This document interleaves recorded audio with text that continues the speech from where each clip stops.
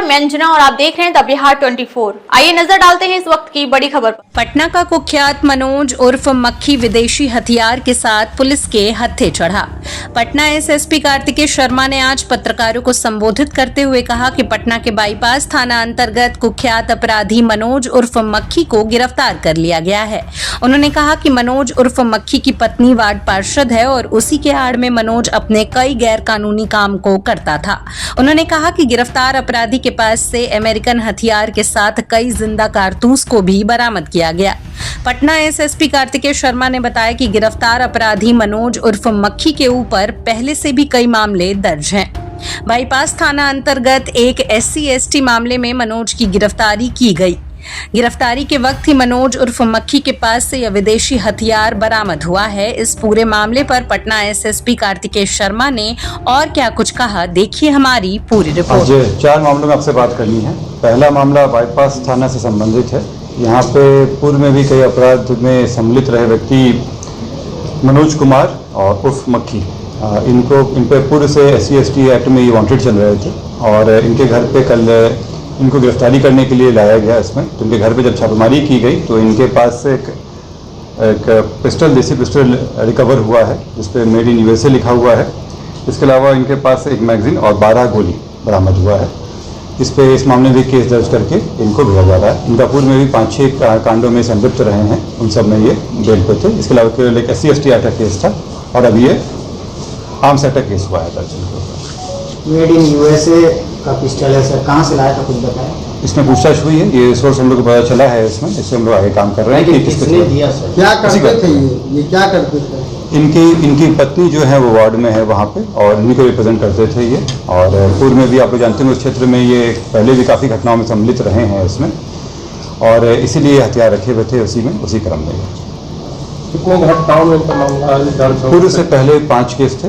इसके अलावा ये जो अभी हुआ है केस आर्म्स एक्ट वाला, 11 से। पत्नी वार्ड पार्षद, हाँ, कहाँ से सर? इसमें बाईपास एरिया से वार्ड पार्षद। दूसरा मामला है ये नदी थाना का है और यहाँ पे एक लूट का घटना करने की प्लानिंग चल रही थी इसमें और इसी में आसपास के क्षेत्रों में उनकी देखी की जा रही थी इसमें। और इसी क्रम में जब सूचना प्राप्त हुई तो जब इसमें अगला कार्रवाई की गई तो इसमें एक व्यक्ति हैं जो राजेश राय उर्फ राजू, ये जेठुली से इनके घर से इनको गिरफ्तार किया गया। ये इनके पास से एक पिस्टल, 2 खाली मैगजीन और 9 जिंदा कारतूस बरामद हुआ है। ये आज से कल में ये एक बेउर के आसपास के क्षेत्र में एक बड़ी लूटी घटना करने का प्लानिंग कर रहे थे इसमें और इसमें पूर्व में भी इनका आपराधिक इतिहास रहा है। पूछताछ के क्रम में भी ये बताए हैं कि और भी कई जो लूट के केसेस रहे हैं उसमें अपनी संलिप्तता स्वीकार किए हैं। इसमें गैंग में कितने लोग? इसमें गैंग में 4 लोग और हैं जिनके हम लोग आइडेंटिफाई कर लिए, जिन पर आगे तक कार्रवाई की जाएगी। इसमें तीसरा मामला है ये बुद्धा कॉलोनी का है जिसमें कुछ व्यक्ति के द्वारा अपराध की योजना बनाई जा रही थी और हथियार उनका लाया गया था। इसमें से शुभम कुमार, इसको गिरफ्तार किया गया है। इनके पास से भी एक पिस्टल और 3 जिंदा कारतूस बरामद किया गया है। इसके अतिरिक्त एक नदी थाने में 19 मई को एक लूट की घटना हुई थी जिसमें 1,40,000 रुपये लूट लिया गया था। इसका भी उद्भेदन किया गया है और इसमें 2 व्यक्ति मोहम्मद तौफीक और अमित कुमार की गिरफ्तारी की गई है।